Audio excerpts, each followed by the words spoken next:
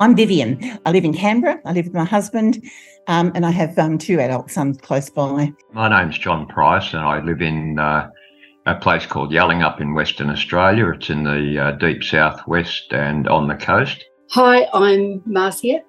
I'm retired and I live on the Sunshine Coast in Queensland. I have 2 great daughters and 2 amazing grandchildren. Well, my name is Bob Mackar, and I'm a 73-year-old retired school teacher, retired for about 15 years.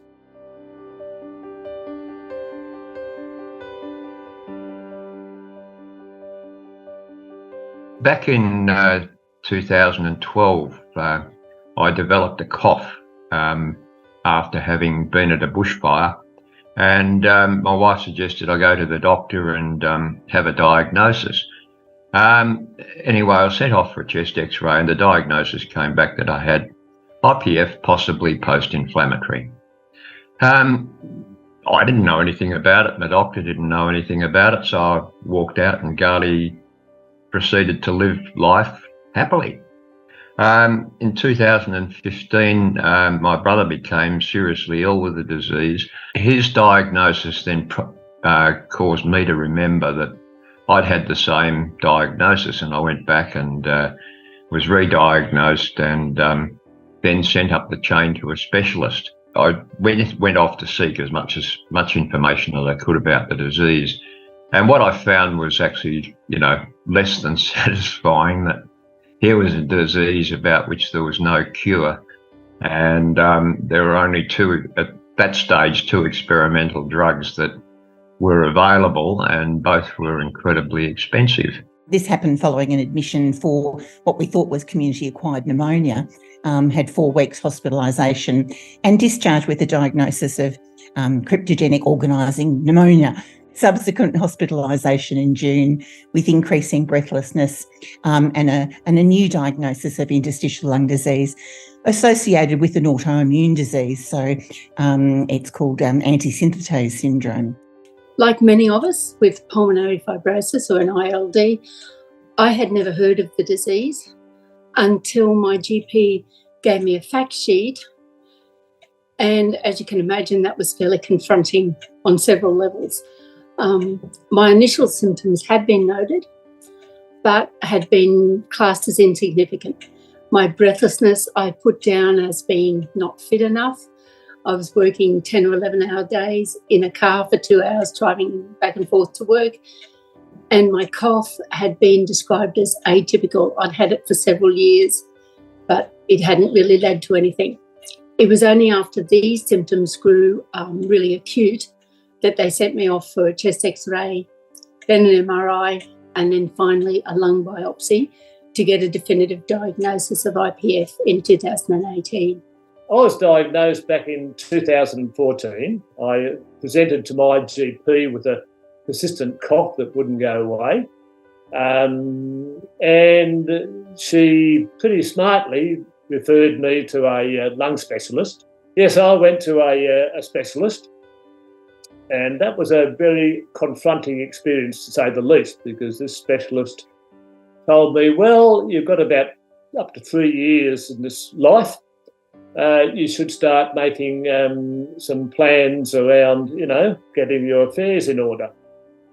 So, of course, my family were absolutely shattered by all this. Eventually, it was recommended we go and take a visit to RPA and the lung clinic there. The first lady I met, and I'm just full of admiration for her. She basically said, look, she didn't say it was rubbish what that specialist had told me, but she said, basically, look, don't take too much notice of that. We'll look after you.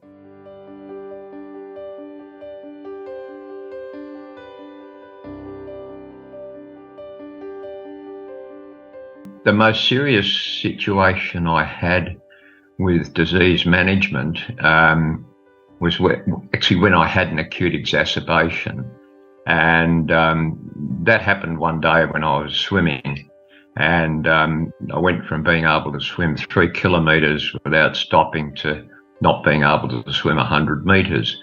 And the exacerbation really floored me, and I struggled in the water, struggled to get out of the water. And thereon things were quite difficult. So I actually had to stop swimming. As a result of the exacerbation, they put me on oxygen. So in order to remain as fit as possible and as strong as possible, I developed a process of walking with the oxygen cylinder around the streets of my town, probably much to the amusement of some people, but it was one of those things where I had to keep myself as fit and as strong as possible. I also developed a regime of lifting weights every day so that I was retaining as much muscle as possible. The first thing I would have to say is it's completely life-changing. From no longer working when all you've done is work, no longer earning as much as what you used to earn, having treatments that make your hair curly when you never had curly hair, having treatments that grow more hair on your face when you never had that before. Everything in life changes. So it's a tough gig. This ongoing challenge actually requires the good support of family and friends, and to try and take one day at a time, because it's all you can get out of things, because things change so much so often. So one day at a time. Another issue, the costs of dealing with a chronic illness. So I fall in the gap, and we've had to make alternative arrangements to keep our house and our mortgage, especially given that my wage has been reduced by 2/3. So, every dollar counts. So health-related costs add up. Because IPF and ILDs are relatively unknown, people obviously don't understand some of the impact that it has on somebody who's diagnosed with the disease. So we look well, therefore we are well. And sometimes that can be quite frustrating. So I think the more we can talk with our friends and family about what's happening to us, probably the more support we'll get from them, and that will help. The physical restraints of PF do impact your life, but with a little bit of planning and forethought, you can usually break tasks into manageable segments, and hopefully you can still enjoy a fairly full life, even though you're not up to everything that you used to do. Look, the only challenge that I've had, to be honest, has been with the side effects of the drugs. Over the period since my diagnosis, I've probably lost 20 kilos. I was overweight beforehand, and I'm very happy with my weight now, so in many ways it's been a bonus to me, the weight loss. But other things haven't been such a bonus. I spent half my life on the foot. My appetite has deteriorated significantly to the stage where there's very few meals that I really look forward to.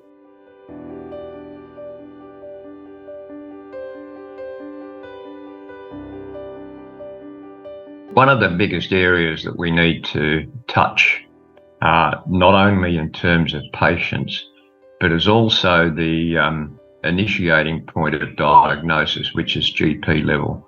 I feel a great need to educate GPs, get GPs online to pass people up the chain with this disease. Not enough GPs are educated to it. It really relates to treatment options. And yes, I know we don't have, too many ongoing treatment options, but with treatments that we do have that are available, like rituximab, but about the use of rituximab and how often it should be given, what dose should be given, just to give some more guideline protocols, I think.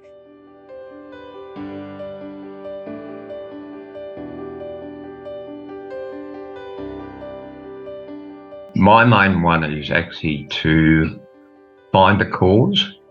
Once we find the cause, we will find the cure. And that's been pretty much the case through medical history as far as I can understand it. Research into some sort of early diagnosis would obviously, or presumably, be a big help in helping people along the way. If they can diagnose early, I guess they can get treatments earlier, and hopefully that might slow down the progression of the disease. The only thing that I'm finding, in my experience, difficult to cope with is the side effects of the drugs. And I guess any research that could be done into somehow reducing those side effects would make life a lot more bearable.